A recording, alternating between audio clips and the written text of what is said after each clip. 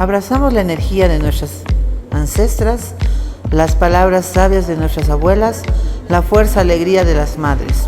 Abrazamos la mirada digna de nuestras hermanas queridas. Nos entrelazamos en el compromiso cotidiano, en la memoria larga de nuestros pueblos, para profundizar la lucha, para sanar las heridas, para cuidar la vida, alimentando la noche tras noche a la utopía. Nuestra compañera digna.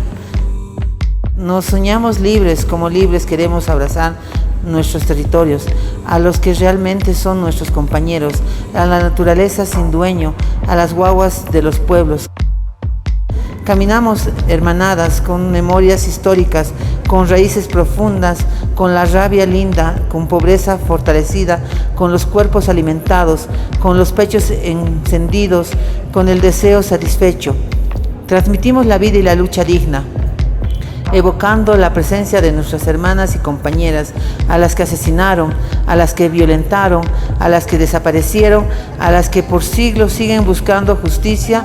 Nosotras no las olvidamos. En cada lucha sus abrazos, en cada reunión sus palabras, su fuerza, su memoria viva, ilusiones los cambios. Nos contemplamos en las mujeres que se quiebran y gritan, en la calidad de las abuelas, calidad de las abuelas que nos encienden, en la fortaleza de los jóvenes que nos empujan, en las compañeras, mis niñas, que preguntan, iluminando las dudas y los miedos, enunciando certezas que guían. Nos contemplamos en las pequeñas compañeritas que nos invitan a jugar largas jornadas para que nos malgastemos las miradas ilusionadas, para que no olvidemos de reírnos con fuerza mientras acurrucamos la confianza. Nos escuchamos en los silencios y gritos, en los ecos de las compañeras exiliadas, en la fuerza de nosotras migrantes, porque todos los días agrietamos fronteras para mirarnos y tocarnos todas. Cuando los caminos se hunden por nuestros cuerpos cansados, otra vez nos autoconvocamos para cenarnos, para conversar con nuestros cuerpos, con la sabiduría de las curanderas. Nos reencontramos para acurrucarnos de igual manera. Abrimos la tierra y nos abrazamos a ella. Nos acuerpamos en las revueltas, en las sanciones colectivas, con las mujeres rituales, envueltas en nuestras negras trenzas, en las risas cortas y largas, en las canas que brillan. Nos sentimos en las manos que armozamos firmeza, con caricias en los pies y hacen caminos, donde encontramos a las sembradoras de poetas, a las que gritan con las palabras necesarias. Nos encontramos a nosotras, tejedoras de nuestras vidas. Caminando nos organizamos para las largas asambleas, para alimentar las barricadas, mientras vamos cantando nuestras experiencias, vamos cuidando nuestra existencia, compartimos y creemos desde el territorio de las palabras, desde los abrazos y las esperanzas. Nos envolvemos en el compromiso de vivir bien, por la defensa de nuestros cuerpos y de la tierra. Luchamos proponiendo fuerza al sistema patriarcal, capitalizada, neoliberal, racista y colonial. Nos autoconvocamos a todos los días para acuerparnos con fuerza, desde la más pequeña hasta la más ancestral, para exigir al mundo vida y dignidad, para contemplar todo lo que hemos sembrado, para responsabilizarnos con lo que falta por hacer. Desde la potencia de los occidentes, donde planifican empoderar a nosotras, mujeres de los sureres, antes arrogancias egocéntricas, irreverentemente sonreímos, nos abrazamos a nuestras memorias históricas para gritarles: nosotras ya nacimos luchando.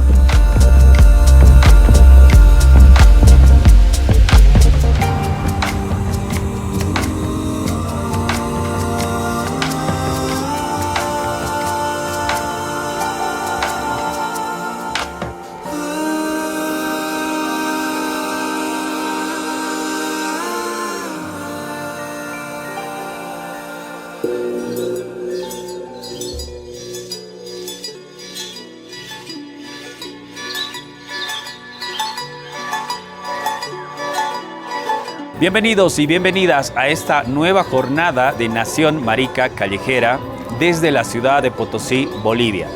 Estamos en esta jornada, en este nuevo ciclo desde la ciudad de Potosí, justamente en este ejercicio de toma política del espacio público, en este ejercicio de intervención callejera, en este ejercicio de posicionar las discusiones en torno a las disidencias sexuales y los géneros diversos en el espacio público, que es donde tienen que estar las discusiones, que es donde nos disputamos, por supuesto, también un lugar de la hegemonía heterosexual. Nos encontramos en la ciudad de Potosí, nos encontramos en el Paseo Boulevard de la ciudad de Potosí, una mañana de abril, justamente para reflexionar junto a varias invitadas del colectivo TLGB de Potosí, compañeras trans, compañeras maricas, compañeras lesbianas, compañeras feministas también, para reflexionar un poquito sobre política, sobre feminismo, sobre disidencias sexuales, sobre economía, desde este lugar, desde esta parte del mundo llamado Potosí. Para hoy, para este programa, para esta jornada, nos encontramos con la compañera Maya Alejandra Vázquez. Maya es justamente la presidenta del colectivo TLGB de la ciudad de Potosí y le vamos a pedir también, por supuesto, darle la bienvenida. Primero, Maya, bienvenida a Nación Marica Callejera. ¿Cómo estás? Muy buenos días, un gusto, la verdad, primeramente bienvenida a la ciudad más alta del mundo, ¿no? A mi Potosí amado, a venir a 4.000 metros sobre el nivel del mar, a gente valiente que estamos aquí. Evidentemente mi nombre es Maya Alejandra Vázquez Vargas, orgullosa de haber nacido en Potosí, más que todo lugares que reflejan un orgullo, ¿no? de la vivencia, del aporte en todo aspecto que la gente potosina hemos dado, no solamente a Bolivia, sino al mundo entero. Exactamente. Maya, te queremos pedir justamente que te presentes también. Entendemos que eres la presidenta del colectivo TLGB de la ciudad de Potosí, pero si quieres destacar otras actividades o trabajos que tú tienes, adelante. Exactamente, mira, soy potosina como te acabo de mencionar, soy profesional en imagenología, también evidentemente me siento orgullosa de un padre minero. Mi papá ha sido minero, mi mamá una mujer potosina de pollera, en la cual creo que ha sido una interesante situación porque me han enseñado a valorar lo que significan mis raíces, mi cultura, orgullosa de venir desde abajo, de una situación de demostrar lo que uno es, ¿no? Ante todo con orgullo más que todo. Conozco toda Bolivia y no te digo que me he enamorado de mi tierra, no me puedo ir de aquí, no quisiera irme nunca, porque donde he nacido quisiera morir. Bien, bien, Maya. Queremos preguntarte, Maya, justamente nos encontramos en el Paseo Boulevard, a una cuadra de la plaza principal 10 de noviembre de la ciudad de Potosí. ¿Qué representa para ti como mujer trans, como activista de la población TLGB, como disidente sexual y género diverso, ocupar este espacio público? Es importante porque estamos causando una revolución visible de manera pacífica, demostrando que evidentemente hay una población TLGB aquí en la ciudad de Potosí, que estamos viviendo el día a día, viviendo las circunstancias y también dando un aporte, ¿no? Un aporte de todo tipo para que realmente podamos sensibilizar y concientizar a la población potosina para ver la realidad que vivimos nosotros y nosotras también dentro de esta ciudad que realmente es importante, que no solamente es un tabú, sino es un acto de presencia en la cual nosotros demostramos todo realmente lo que significa nuestras vidas. Y afortunadamente dentro de la ciudad de Potosí no existe esa en su totalidad visible, ¿no? La transfobia, la lesbifobia, evidentemente que hay problemas que hay que subsanar, ¿no? Pero afortunadamente mi persona como mujer trans no ha tenido percances en el día a día. Maya, tú me decías anteriormente, previa a la grabación de este episodio de Nación Marica Callejera, que por ejemplo el Paseo Boulevard era como una frontera donde, y desde este lugar, desde esa frontera, la población indígena no podía acceder al centro de la ciudad, a la plaza principal, ¿no? Si nos puedes comentar un poquito sobre ese proceso también.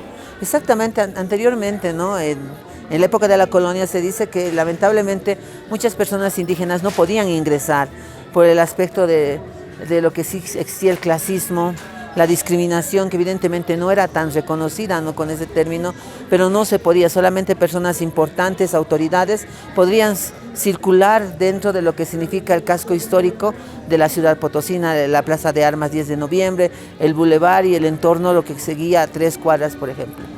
Este ejercicio de repente viene un poco también a mover esas estructuras, ¿no? Nosotras desde Nación Marica Callejera creemos firmemente que, claro, hay un resabio colonialista, ¿no?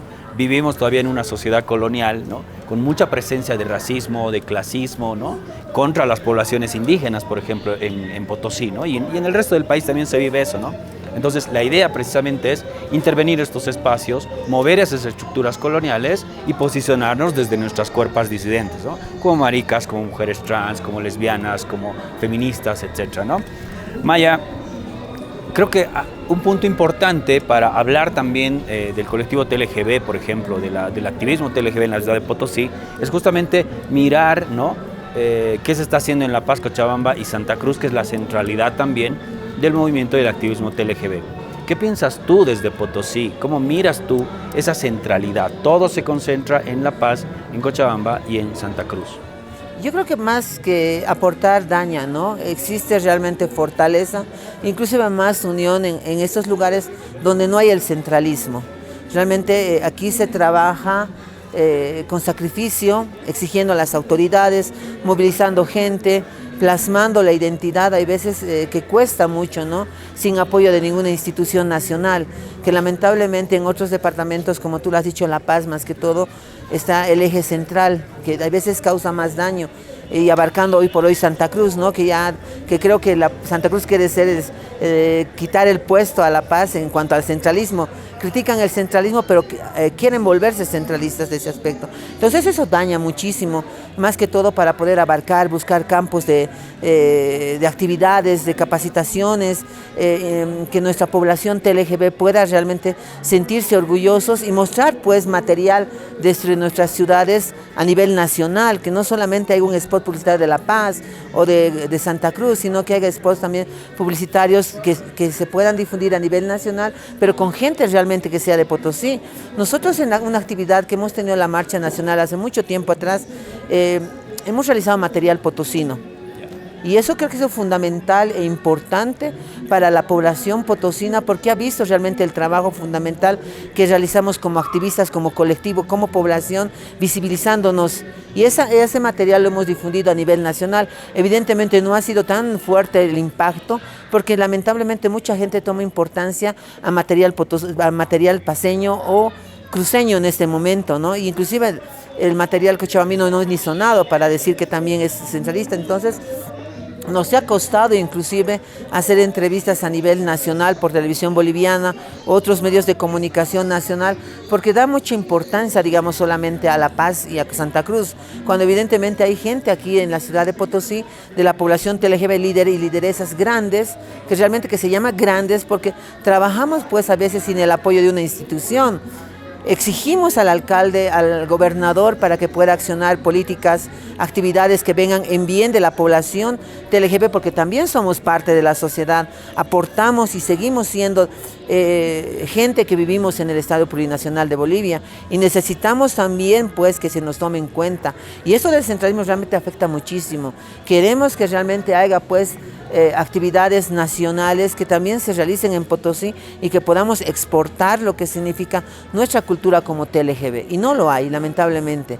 Entonces creo que inclusive algunas organizaciones TLGB a nivel nacional no valorizan lo que significa el aporte que damos como movimiento TLGB potosino.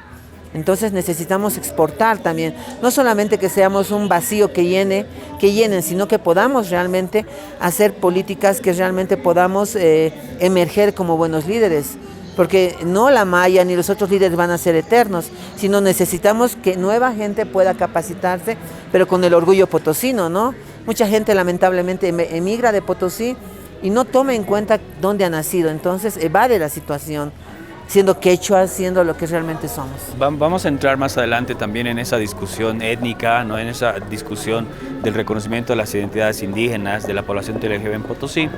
Maya, ahora, en este momento, ¿cuál es la agenda del colectivo TLGB? ¿No? ¿Cuáles son las acciones, no sé, las demandas ¿Cuál es la agenda política también del colectivo? Mira, nosotros cada año realmente abrimos ya justamente una reunión de antesala para poder realizar actividades de capacitación, información, no solamente evidentemente a la población, también a las instituciones como es la policía, el ejército, para poder llegar a esa concientización, para poder realmente que no haya actos de vulneración de nuestros derechos como población TLGB o LGBTI, como lo podamos llamar, ¿no? Entonces, vamos a hacer, aparte de la marcha, que es un acto muy importante, que realmente visibilice en su entorno, plasma todo lo que significa la diversidad, porque esto es lo que trata la marcha. Tenemos una alianza con la Defensoría del Pueblo, Derechos Humanos, con lo cual llegamos a muchos lugares dentro de Potosí para poder realmente realizar distintas actividades de información de la Ley 807, la 045, lo que vemos también, poder llegar a distintas organizaciones también, ¿no? Lamentablemente no hemos podido llegar a algunas por ese cierre todavía, ¿no? Que tienen, que no quieren aprender de la comunidad LGBT. Hay una agenda importante. Nos encontramos en la ciudad de Potosí, estamos estamos interviniendo el bulevar, que es justamente a una cuadra de la plaza principal, de la plaza 10 de noviembre en la ciudad de Potosí. Nos encontramos con Maya Alejandra Vázquez, compañera, presidenta, activista importante, referente importante de la población trans y del colectivo TLGB en la ciudad de Potosí. Maya, para esta segunda parte queremos hablar un poquito, ¿no?, de historia, ¿no? ¿Qué significa o qué ha significado, por ejemplo, qué sabes tú de la etapa colonial de Potosí? Entendemos que Potosí justamente ha sido el epicentro colonial, ¿no? ¿Qué tipo de consecuencias existen hoy, ¿no?, de esa estructura colonial jerárquica que existía en la colonia, siglos XVI y XVII, ¿no? Sí, exactamente. Como potosinas, realmente recién acabamos del 1 de abril, ha sido la fundación de Potosí de 1545. Creo que de ese momento Potosí ha sido un eje fundamental para el mundo, para América Latina, lo que significa la explotación del Cerro Rico de Potosí, ¿no? Que ha sido una situación donde causas una revolución económica, una revolución social, en la cual evidentemente se empieza a ver el colonialismo, lo que significa la cuestión de poder aislar algunas cosas del indigenismo en ese momento, y es cuando ahí, ese momento, Potosí, hoy por hoy, pues asume un rol importante y sigue manteniendo esa etapa conservadora, entre comillas, donde la sociedad algunas cosas evade y algunas reacciona dentro de lo que significa, y a veces nos falta mucha información de actualizarnos para poder vivir, yo pienso, en plenitud, para poder capacitarnos bien. Ya después, el 10 de noviembre de 1810, realmente ahí la revolución de Potosí, ¿no? Lo que se hace, entonces, en la cual ya empezamos a cambiar, somos casi, entre paréntesis, independientes, pero no así somos en su totalidad independientes. Sigue habiendo la explotación del Cerro Rico de Potosí, hasta el día de hoy ha pasado muchos años y seguimos sosteniendo lo que significa al país con un aporte de los minerales, y no somos reconocidos, y si seguimos teniendo todavía ese aislamiento de lo que significa por parte del gobierno, que no hay esa reacción seria al departamento de Potosí. Maya, nos has mencionado una cosa bien interesante y bien importante, que justamente tiene que ver con el conservadurismo, ¿no? Uno de los resabios justamente de las consecuencias del colonialismo justamente ha sido la religión católica, ¿no? Potosí es fervientemente católica, y cómo eso, ¿no?, la imposición de esta religión afecta también, o sea, afecta a los cuerpos disidentes, a la población TLGB, ¿no ve? Porque hay una mirada justamente, tú dices, conservadora, moralista, ¿no ve?, que justamente impide, ¿no?, el ejercicio, digamos, pleno de sexualidades disidentes, ¿no? Por ejemplo, hablar de feminismo también, ¿no? Hablar de aborto, de placer, ¿no?, de sexualidad en general. ¿Potosí es fervientemente católico? Por cuestiones tradicionalistas, sí, somos católicos, evidentemente por una imposición, ¿no? Obviamente por la situación que los españoles han venido a imponer aquí a Potosí. O sea, tenemos una imposición de creencias, lamentablemente, lo digo así, realmente, porque deberíamos ver más allá de una religión, ¿no? Ver realmente los cuerpos, la diversidad, la situación. Te cuento que como colectivo TLGB sí realmente vemos que es importante, hay veces acoplarse a la sociedad. Nosotros como colectivo justamente el 17 de mayo, que es Día Internacional de la Lucha contra la Homofobia y la Transfobia, nosotros como colectivo hacemos pues una misa en el templo de San Martín. O sea, tú puedes ver, o sea, qué diferencia, ¿no? Que creemos que hay veces que la iglesia está en contra de la comunidad, pero será la iglesia, pero hay pues actores distintos con distinto pensamiento dentro de la iglesia católica cristiana también, ¿no? Entonces, justamente nosotros hacemos una misa en conmemoración a todos los compañeros TLGBs que han muerto de una u otra manera o de N y N. Entonces, yo creo que es una actividad que para mucha gente dentro de la comunidad va a parecer algo raro, pero lo hacemos porque realmente hay una sociedad católica también dentro del colectivo TLGB. Entonces hacemos nuestra actividad, conmemoramos, llevamos las fotos de nuestros compañeros, compañeras TLGBs a la misa. Igual manera la persona que está haciendo, el cura o el padre que está haciendo la ceremonia hace pues un discurso de un enfoque de diversidad, de inclusión. Ahí vemos que hay un cambio realmente trascendental importante dentro de la sociedad también católica. Entonces hay una inclusión, un discurso, una llamada de atención también, porque no todos somos iguales. Entonces vemos ese cambio radical que existe dentro de la Iglesia Católica, tal vez a la fuerza, tal vez no, pero ahí ya está plasmada la situación, nos bendice, nos sigue un consejo. Creo que es la única actividad a nivel Bolivia y Latinoamérica que existe este tipo de actividades. Entonces, posteriormente nosotros terminamos dicha misa, hacemos una marcha de luto con nuestros cuadros apoyados por distintas instituciones, inclusive la alcaldía, la gobernación. Entonces, se toman parte de esta situación. Entonces, creo que es fundamental, hay veces el catolicismo en Potosí. Ese punto me parece importante porque, claro, ¿no? Nosotras, por ejemplo, desde Maricas Bolivia, entendemos y señalamos, por ejemplo, que la religión católica es una consecuencia del colonialismo y cómo ha sido impuesta, ¿no ve? A fuerza de genocidio, a fuerza de asesinatos, a fuerza de violación a las mujeres, ¿no? A las indias, ¿no? Entonces, para nosotras la religión representa una suerte de estructura de poder, ¿no? Muy cercana al poder, ¿no? Bastante nefasta, digamos, ¿no? Porque justamente promueve conservadurismos, moralismos, otros grupos de poder que se inmiscuyen también en los asuntos del Estado o de las sexualidades, por ejemplo, ¿no? Pero por otro lado, no podemos negar, ¿no? Que hay una población católica, ¿no?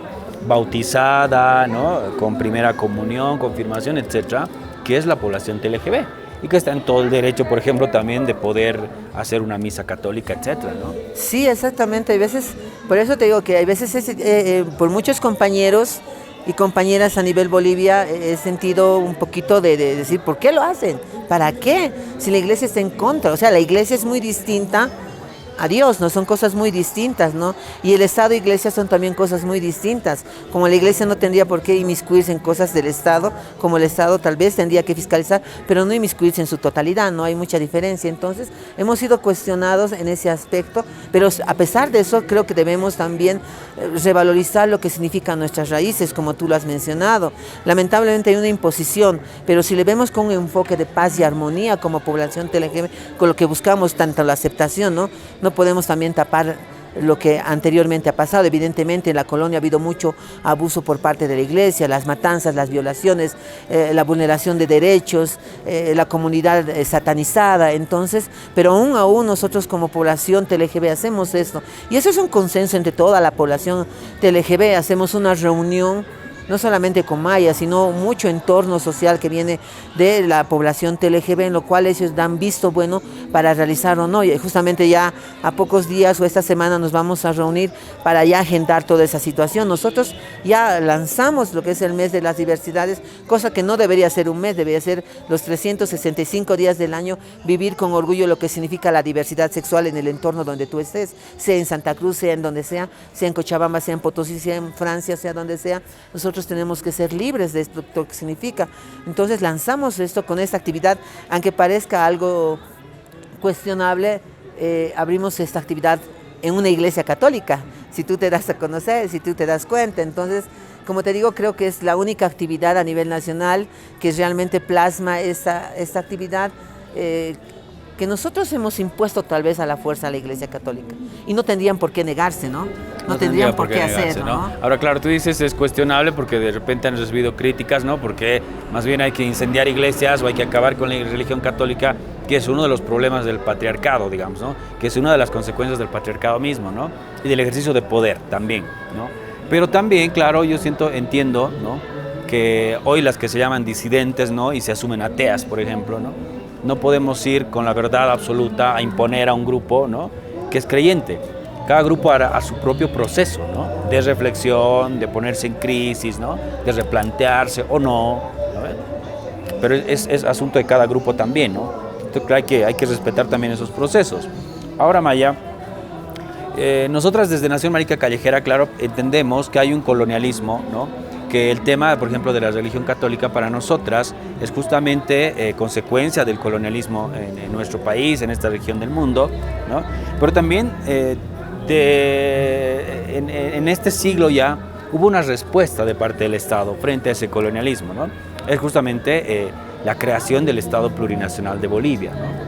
¿Qué piensas tú de este concepto, ¿no? Del Estado plurinacional? ¿Qué representa de repente el Estado plurinacional, ¿no?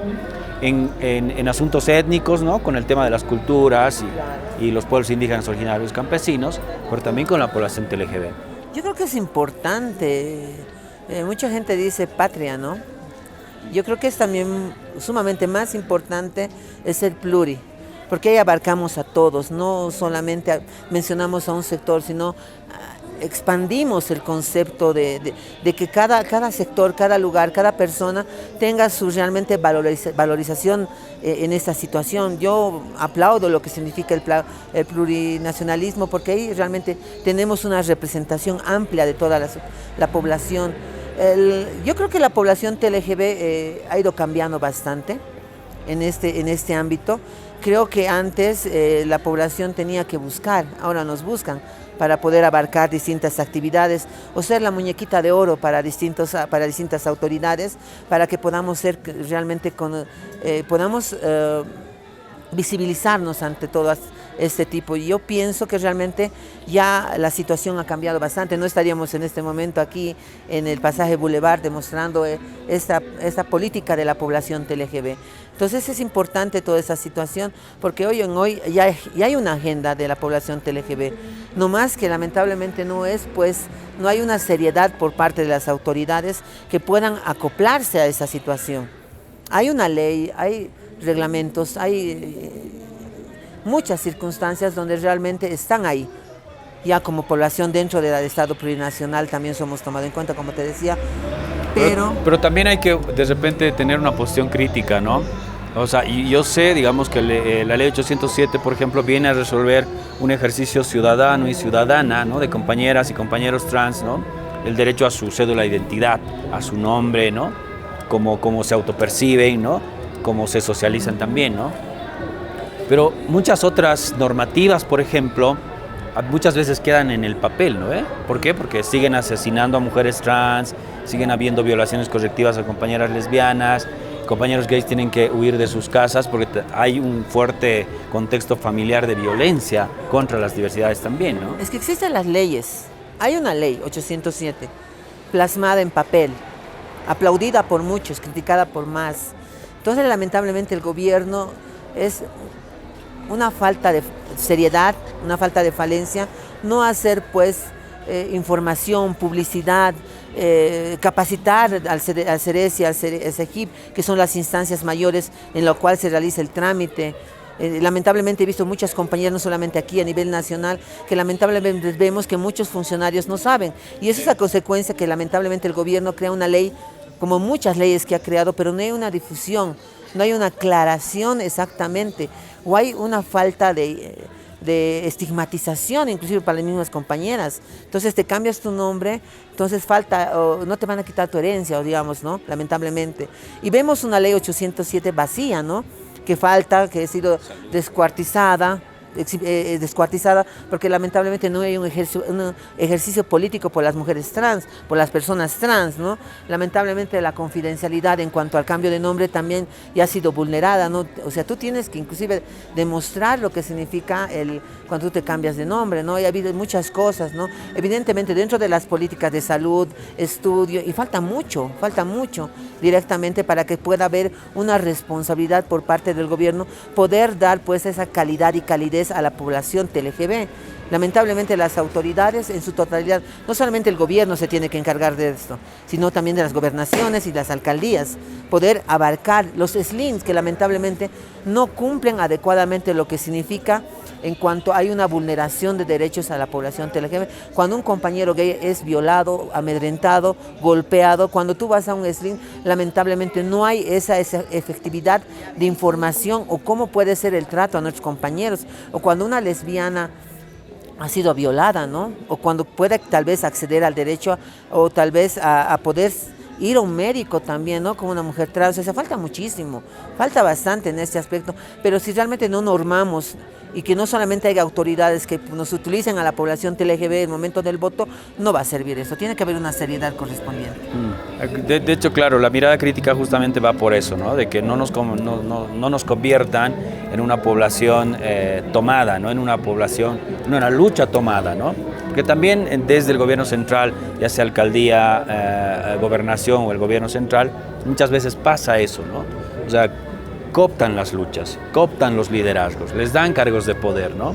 Y luego la población queda en nada también, ¿no? Entonces creo que hay que tener justamente esas miradas críticas. Inclusive actividades a nivel nacional. A nivel nacional, evidentemente, cuando son con enfoque TLGB y no se contrata a las personas TLGB para que puedan hacer este tipo de trabajos, por ejemplo, pues no hay un cupo laboral que debería haber, yo creo, por la vulneración de derechos a las personas trans, que lamentablemente no se las contrata casi en ningún rubro de trabajo. Entonces, en lo cual la gobernación, la alcaldía, el gobierno nacional tienen que tomar muy en cuenta de crear políticas que realmente sean seguras, no porque somos un sector privilegiado, sino porque somos realmente un sector que día a día estamos luchando, hay veces más que los obreros, más que mucha gente. El salir de tu casa inclusive ya es una lucha, porque estás perdiendo ese temor que supuestamente que la sociedad te pueda agredir, te pueda insultar, te pueda denigrar como persona. Desde ese momento que tú sales de tu casa, haces una lucha constante como persona ante el entorno social. Entonces es una situación que la gobernación y todas, ¿no?, lideresas y a veces minimizan la calidad de las personas TLGB, minimizan el estatus realmente profesional que tenemos las personas. Y Maya, justamente volviendo al tema de la plurinacionalidad, ¿no? Entendemos que la plurinacionalidad, como la interculturalidad, por ejemplo, es una suerte de convivencia entre varias culturas, ¿no? Y si dejamos, por ejemplo, el andinocentrismo, ¿no? Dejamos la cultura aymara, quechua a un lado, ¿de qué otras culturas podemos hablar en Potosí? ¿No? Hace tiempo hubo una marcha justamente de la nación Caracara, ¿no?, que es de esta región, ¿no? Mira, para mí es importante toda situación, porque como potosina, soy citarina, no he vivido mucho en provincia, pero es importante tomar en cuenta, ¿no?, que este tipo de actividades, de movilizaciones que sean por pueblos indígenas es importante, porque tiene que revalorizarse, tiene que aplicarse, tiene que actuarse para que estas poblaciones sean tomadas en cuenta. Como dicen, guagua que no llora no mama, ¿no? Entonces tenemos que hacer esa revolución, sentirnos orgullosos realmente y orgullosas de lo que son nuestras raíces. Mírate que en su momento a mí me han cuestionado en mi familia, cuando yo tenía mis 10 años, mi mamá no quería que aprenda quechua, no quería que aprenda quechua. Pero yo he vuelto a vivir aquí a Potosí porque yo vivía anteriormente en La Paz. Entonces yo he vivido con mi abuela, que era del campo. Mi abuela es de Parantaca, yo soy y tengo raíces de Parantaca. Pese que no he nacido ahí, no, pero he nacido aquí. Yo me considero una persona realmente que en su momento necesitaba esa situación de poder hablar quechua, porque necesito mis raíces. Y ahí es donde mi abuela me ha enseñado quechua. no en su plenitud, porque a veces es muy costoso cuando tú vas a emigrar. También me he ido a vivir a Sucre a estudiar, entonces ha sido un poquito aislarme, ¿no?, de esa situación de hablar quechua, pero manayin tacho parlani, pero parlani ajasbatañoja. Entonces es importantísimo que tú mismo puedas verificar, y eso es lo que pasa, ¿no? ¿Y por qué es importante para ti reconocerte como quechua, reconocer tus orígenes, ¿no? Cuando hay un ejercicio también, ¿no?, de la población trans, de mujeres trans, que claro, están construyendo otros cuerpos, otros nombres, ¿no? Están negándose como indígenas. ¿Por qué para ti es importante hacer el ejercicio contrario, ¿no?, decirte quechua? Porque realmente es fundamental querer lo que tú tienes, lo que realmente eres, el orgullo de sentirse lo que tú eres. No puedes sentirte orgullosa como TLGB cuando no miras tus raíces fundamentales, negando tu realidad. Yo me siento re orgullosa de tener un padre minero, una madre de pollera, que realmente ha sido fundamental para formarme a mí como persona, y ha sido más importante poder hablar con esa señora de pollera que era mi abuela y que me pueda hablar quechua, cosa que lamentablemente mi mamá en su momento no quería, pero en su momento a mí me ha servido bastante poder hablar quechua y decir evidentemente y ser reflejo de mucha gente, ¿no? Yo he conocido gente que son indígenas, que son del campo, entonces a mí me ha parecido fortalecido toda esa situación, porque viven el día a día y viven mayormente sacrificados dentro y son tomadores de decisiones en sus municipios, las ciudades donde ellos están. Yo las llamo ciudades porque evidentemente hay mucha gente que está movilizándose, trabaja más inclusive que nosotros, y tiene que ser pues tomada con una responsabilidad y orgullo esa situación. Ahora, ¿tú crees que la plurinacionalidad como concepto, ¿no?, como refundación del país también ha posibilitado justamente que haya gente que se reconozca en su identidad indígena? ¿Tú crees que ha pasado ese proceso? Yo creo que sí. Mira, yo como te digo, he conocido muchas personas trans, transformistas, gays, que son indígenas y me dicen: Maya, yo soy de tal lugar, yo soy de tal pueblito, yo soy de tal municipio, yo soy de tal ciudad. Entonces ahí vemos que realmente mucha gente te plasma el orgullo, ¿no? Ese orgullo con diversidad, de ser indígena dentro del Estado plurinacional, porque hablamos de plurinacional, de mucha gente que ahora, hoy por hoy, dice: soy gay y soy pues soy de tal municipio, soy de tal lugar, y ahí ves realmente que evidentemente ya ha sido reforzar esas situaciones donde lamentablemente la élite superior, entre comillas que se llama, denegaba toda esa situación, aislaba, raleaba, como se dice, ¿no?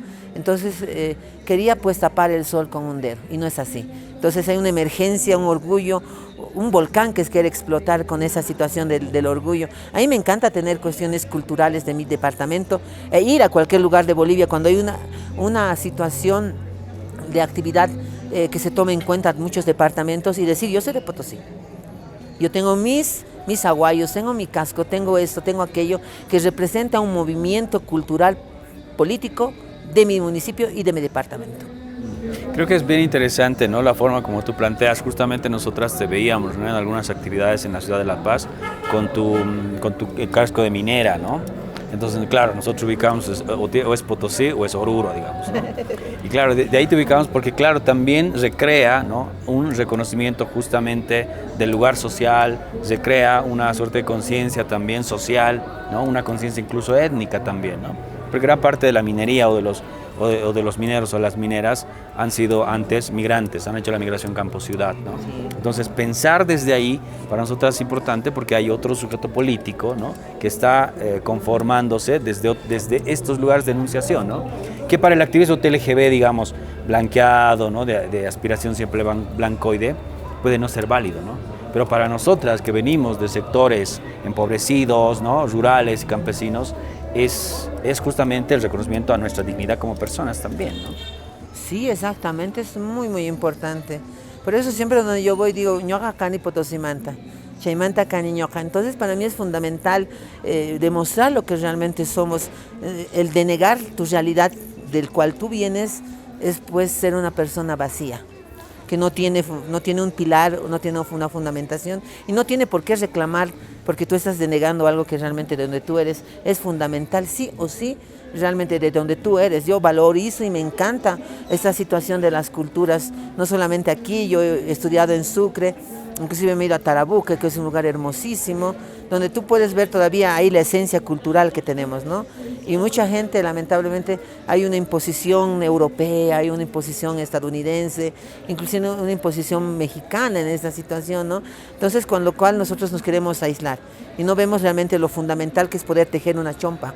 No es poder como hilan las hermanas en el campo, que ponerte ese material que es muy hermoso, que realmente hay personas que están aportando por esta situación, es poder generar, no solamente económicamente, sino revalorizar lo que significa nuestra cultura como personas, y peor aún si tú eres TLGB y luces toda esa situación, ¿no? Hay alianzas de mi persona con varias organizaciones textiles en la cual yo sí voy y me luzco con eso, porque es aportar y demostrar. Y revalorizar lo que realmente tiene y lo que es, ¿no? Exactamente. Nos encontramos en Nación Marica Callejera desde la ciudad de Potosí, en este ejercicio de toma política del espacio público, en este ejercicio de intervenciones callejeras, de plantear y llevar las discusiones en torno a las disidencias sexuales y géneros diversos al espacio público, donde nos disputamos, por supuesto, un lugar frente al patriarcado, frente a la hegemonía heterosexual. Estamos ocupando el Paseo Boulevard en el centro histórico de la ciudad de Potosí, junto a la compañera Maya Alejandra Vázquez, compañera presidenta del colectivo TLGB de la ciudad de Potosí, referente y activista mujer trans. Maya, en esta segunda parte, en esta tercera parte, en realidad queremos hablar un poco de política. No vamos a ir muy atrás, queremos ir al contexto del 2019. En ese contexto del 2019, para nosotras hubo un golpe de Estado desde Movimiento Maricas Bolivia, ¿no? Por todos los hechos violentos que han sucedido, ¿no? Por la forma como se ha decidido el gobierno de Yanine Áñez, ¿no? Básicamente para nosotros hubo una implementación de un golpe de Estado. En ese contexto del 2019, ¿dónde estaba o cuál era la posición del colectivo TLGB de la ciudad de Potosí? Mira, yo creo que había una división de opiniones, una división de conceptos, o tal vez de una forma divisionista de poder ver la realidad en su momento, ¿no? Yo te digo que evidentemente como persona como Maya Alejandra Vázquez Vargas nunca he estado de acuerdo con Yanine Áñez, porque ella pertenece a la política cristiana, una política vacía, una política convencional, una política que realmente es convenenciera, que solamente utiliza a los sectores que ella vea conveniente, que pueda atacar a los sectores que lamentablemente son vulnerables, ¿no? Ella estaba utilizando a muchas personas para destruir a muchas personas. Vemos el ámbito que lamentablemente en esa temporada ha habido vulneración de derechos, se veía por la tele, nadie lo puede negar, que había matanzas que nadie lo puede negar. Sincate y Sacaba. Exactamente. Había un amedrentamiento a los pueblos indígenas, mucha gente no quería hablar, no quería poder tomar inclusive un micrófono para poder expresarse en su lengua materna, lamentablemente, y vemos que realmente también Pope en su momento también era aliado de la señora Yanine Áñez, y sabiendo que la señora Yanine Áñez tenía un hijo homosexual, ¿no? Y atacaba a la misma gente, y por ese motivo también hoy por hoy su hijo no da a la luz, porque sería pues un vacío y una realidad que ella no quiere ver asimilar. Entonces, para mi persona, lamentablemente sí hubo un golpe de Estado, ha habido una total vulneración de derechos, porque hay pues un margen, no soy pues política en su totalidad, pero hasta la persona más que no tenga conocimientos puede ver pues que hay una situación de cargos donde uno tiene que seguir, ¿no? Bajo lo que significa las leyes de Bolivia. Entonces lamentablemente no es yo que vaya a cualquier lugar y me diga yo quiero ser presidenta porque me da la gana, sino tiene que ser pues una ascensión bajo lo que significan los artículos del Estado Plurinacional de Bolivia, con lo cual no ha habido, ¿no? Eso es cuestionable en su momento, evidentemente tal vez reciba ataques por esa situación, pero es una forma independiente como cómo doy a conocer mi punto de vista. Sin embargo, en el contexto del 2019, Potosí, a partir del comité cívico, ¿no? De uno de los principales líderes del comité cívico, Marco Pumari, por ejemplo, ¿no? Ha sido un elemento importante para consolidar ese golpe de Estado, ¿no? Junto con el comité cívico cruceño, Camacho y estos grupos de poder, ¿no? Mira, yo he compartido 2 actividades con el señor Marco Antonio Pumari, he hablado con él antes que pase toda esa situación del 2019, hemos hablado y me parecía una persona que realmente era pues amplia, una persona tolerante si no me aceptaba como población, pero lamentablemente he visto una persona que causaba un teatro para poder abarcar una situación de ámbito de poder político. Y lo que comienza mal, termina mal. Entonces, lamentablemente, bajo el spot publicitario que ha hecho y las declaraciones que el señor Marco Antonio Pumari ha hecho justamente en distintas cadenas de comunicación a nivel nacional, diciendo que él no apoyaría, no aceptaría a la población TLGB, entonces lamentablemente a mí ese señor se me derrumbó, porque cuando tú eres una persona pública, eres una persona tomadora de decisiones dentro de un ámbito social político, tienes que ser una persona que pueda captar y acoplarse a todos los sectores correspondientes y no atacar a un sector para quedar bien ante los otros sectores y utilizar como se ha utilizado a Dios para poder captar algo que no existe. Evidentemente. Ahora, en este contexto actual entendemos que, por ejemplo, el gobernador de Potosí es del MAS, ¿no? Del Movimiento al Socialismo. El alcalde de Potosí es un ex dirigente cívico. ¿Cuál es tu mirada respecto de estos dos lugares, ¿no? Es como si la ciudad estuviera afín al comité cívico, ¿no? Porque el alcalde es un ex dirigente cívico, pero el departamento, ¿no? Está todavía, o sea, con el Movimiento al Socialismo, ¿no? Justamente las elecciones hablan en estos dos cargos, ¿no? ¿Qué te parece? ¿Cómo analizas esta situación? Mira, en su momento cuando el señor Yayi era presidente del Comité Cívico, el colectivo ha participado de las marchas, con los carteles, con los pasacalles, hemos ido a las marchas, hemos apoyado porque era una reivindicación y va a ser una reivindicación como potosinos y potosinas poder defender el Cerro Rico de Potosí. Es importante que haya una ley clara de lo que significa el litio, pero eso tiene que ser un consenso con toda la población correspondiente, socializar con todos los sectores correspondientes, no entre 4 paredes o entre 5 paredes que puedan decidir unas cuantas personas nada más. Entonces creo que ahí es la debilidad de lo que significa el comité cívico. Hoy por hoy vemos la realidad, no solamente lo digo yo, lo dicen las encuestas, lo dice la realidad social, no hay pues políticas positivas que vengan en bien del municipio de Potosí por parte del alcalde. No hay trabajos, no hay generación, no hay nada. Justamente el otro año, justamente para la marcha de las diversidades sexuales, nosotros y nosotras ocupamos espacios. Y lamentablemente no ha habido un apoyo al 100% como anteriores alcaldes, como el señor Joaquino, como el señor Cervantes y muchas autoridades anteriormente que han apoyado casi en su totalidad todas las actividades. Y este señor ya allí se ha coartado, solamente ha apoyado algunas actividades. Ahí podemos ver la realidad, ¿no? Cuando una autoridad está pues ejerciendo un cargo municipal, tiene que apoyar a todos los sectores, vea cómo sean las cosas y cómo tiene que ser, no solamente cuando vea lo que le conviene, ¿no? Ahora el gobernador, lamentablemente no lo conozco muy bien. Vemos que sí está trabajando en algunos sectores, está apoyando, está haciendo algunas cosas. Yo soy apartidaria, no pertenezco a ningún político, sí veo la realidad que está pasando en mi departamento y esa es la situación, ¿no? Si mañana te ofrecerían un cargo político, ¿aceptarías? ¿Tendría que haber algún tipo de condición, ¿no? ¿O desde qué lugar? Yo pienso que para ejercer un cargo político y ser parte de un partido político lo tendría que pensar más de 1000 veces. Justamente en las elecciones tanto departamentales como municipales y nacionales me han buscado mucha gente y ahí te puedes ver el vacío que existe de la información a estos señores o a estos partidos políticos, porque saben que evidentemente yo como mujer trans no puedo ejercer un cargo político, porque hay un vacío político de las mujeres trans, de las personas. Entonces, ahí pues ellos no sabían. Entonces, yo creo que lo primero que tendrían que hacer es llenar ese vacío y podemos hablar, digamos, ¿no? Para poder ver esa situación. Pero creo que para ser parte de un partido político, ser figura pública de un partido político, lo tendría que pensar miles de veces. Es muy importante para mí poder trabajar para mi gente que para trabajar para mí. Hablemos de economía en esta última parte, ya cerrando la entrevista, Maya. ¿En qué se sostiene la economía potosina? La mina. La minería sigue siendo el sostén. Sigue siendo. No hay una seriedad, nuevamente, es una triste realidad por parte del gobierno crear alternativas, ¿no? Donde la gente joven, profesional pueda ejercer, pueda ir a trabajar.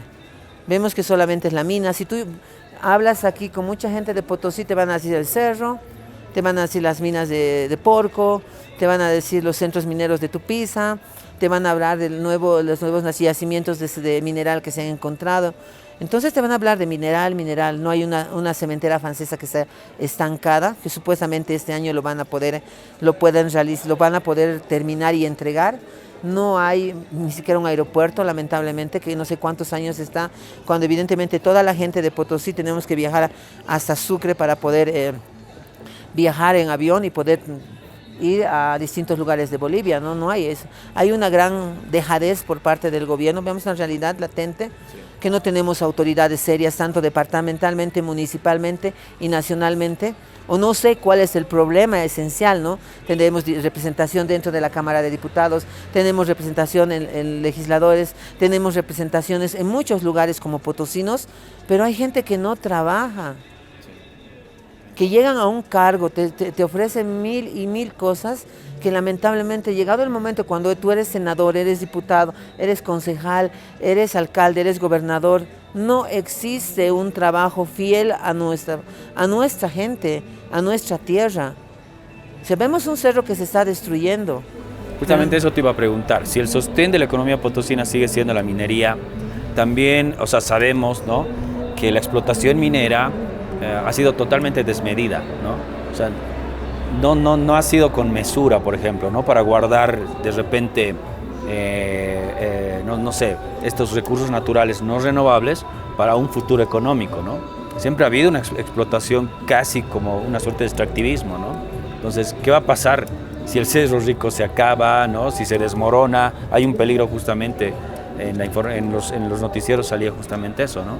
Exactamente, por esa situación yo creo que hay una representación dentro del gobierno nacional, que son diputados, senadores que existen, que lamentablemente yo no los conozco, no sé cómo trabajan, no sé cómo hacen, no sé ni el ente fiscalizador, porque Concipo también está vacío, porque hay una persona que está ejerciendo Concipo que ni siquiera ha sido electa por los distintos sectores, ha sido cuestión solamente de poner a la señora y listo, ¿no? No hay una seriedad de crear una política seria de mantención del cerro, o que ese Concipo, o esta alcaldía, o esta gobernación puedan generar alternativas de conciliación para generar, pues, empresas. Oye, Potosí ha mantenido muchos años a Bolivia y al mundo entero, y recibe miserias de regalías. Cuando esa cantidad de situaciones debería mantenerse casi en el 60% en Potosí, por lo menos. No sé mucho de economía, pero es una realidad como potosina que te digo, que hay una dejadez bastante. Las demandas históricas nunca han sido atendidas en Potosí. Tenemos autoridades de pantalla, tenemos personas que ganan de la nada, no vemos una situación grande. Vemos empresarios cruceños que tienen aquí, o empresarios paseños, o distintos empresarios que tenemos aquí en Potosí, que no son de Potosí, pero generan de Potosí y se lo llevan la plata. No hay una inversión más que sus empresas. Cuando no hay una generación de aporte a todo lo que significa de dónde están llevando la plata. Maya, para cerrar esta entrevista, ¿cuál es la importancia del litio para Potosí?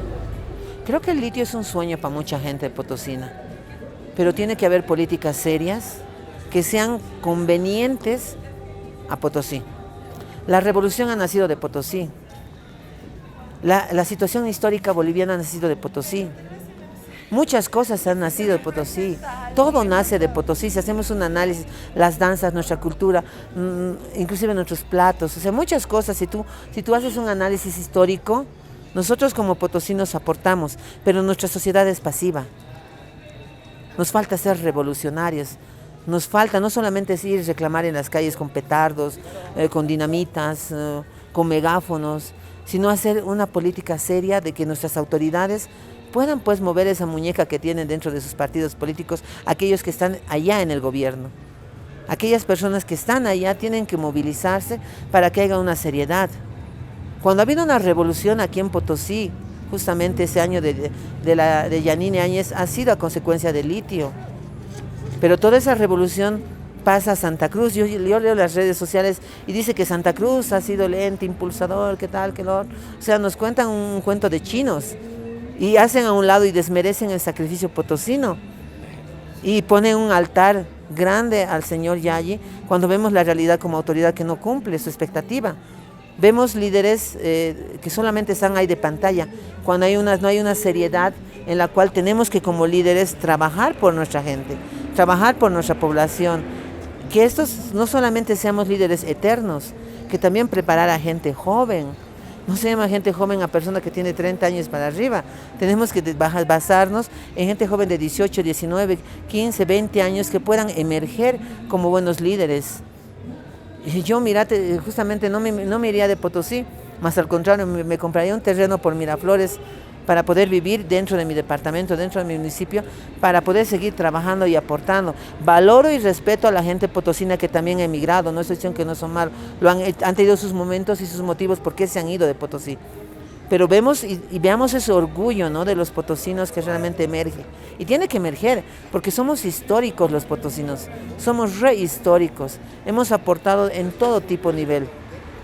Y cuando tú vas a cualquier lado de Bolivia, tienes que decir que eres potosino, que eres de esa tierra tan rica, tan hermosa. Yo he vivido en Trinidad y me decían Coya y me sentía orgulloso, pero para mí que me digan Coya no es algo de migrante, no es algo malo, es algo más medio llenarme de orgullo, porque el Coya es trabajador, el Coya busca expandirse, el Coya donde va trabaja, por más que le sangre las manos. Vemos a esos hombres mineros valientes que sacrifican su cuerpo, su salud en todo tipo, bajan de ahí para dar un aporte histórico a nuestro país, a nuestro pueblo, a sus familias, a nuestra gente. Entonces eso es fundamental e importante. Como potosina me queda solamente exigir a las autoridades que cumplan en ese momento de enamorar en sus campañas políticas, como siempre lo han hecho, que es importante darse cuenta que realmente no es llenarse de bolsillos con dinero, sino es importante dejar una huella histórica como autoridades, que puedan decir, que evidentemente en su vejez digan, yo he hecho hacer esta escuela, yo he hecho hacer esta calle, yo he generado este aeropuerto, yo he hecho preservar el Cerro Rico, que sea un margen histórico, que ellos mismos cuando lleguen a su vejez puedan decir qué aporte han dado a nuestra ciudad, a nuestra gente.